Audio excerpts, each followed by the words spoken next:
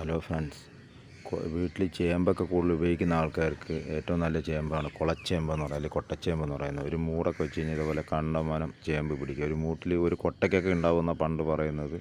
ഞാനിത് ആദ്യമായിട്ട് കൃഷി ചെയ്യുന്നതാണ്. ഇതിൽ 2 കളറുണ്ട്, വയലറ്റ് ഉണ്ട്, പച്ചയുണ്ട്.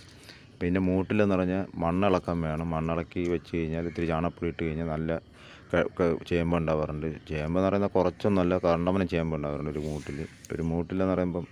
പണ്ട് കൊട്ടച്ചേമ്പെന്നാണ് പറയുന്നത്, കുളച്ചേമ്പ് പലയിടത്തും പല പേര് പറയും. പക്ഷേ ഇത് പുളിശ്ശേരി വയ്ക്കാനൊക്കെ നല്ല അടിപൊളി ചേമ്പാണ്. നല്ല ഒരു 2 മൂട് വെച്ച് കൊടുത്താൽ മതി, നല്ലവണ്ണം ഇത് കണ്ടമനുണ്ടാവും. ഇതിൻ്റെ മൂട്ടിൽ നമ്മൾ ഇത്തിരി ചാണകപ്പൊടിയും വളമൊക്കെ ഇട്ട് കൊടുത്തു കഴിഞ്ഞാൽ, വളമൊന്നും ഇടണമെന്നില്ല, ചാണകപ്പൊടി ഇട്ട് കൊടുത്താൽ മതി. ഇട്ട് കൊടുത്തിട്ട് ഇത് നനച്ച് കൊടുക്കുക. ഒരു മൂടൊക്കെ പിഴുന്ന സമയത്ത് നമുക്കൊരു 2-3 ആഴ്ചയ്ക്ക് ഉണ്ടാവും.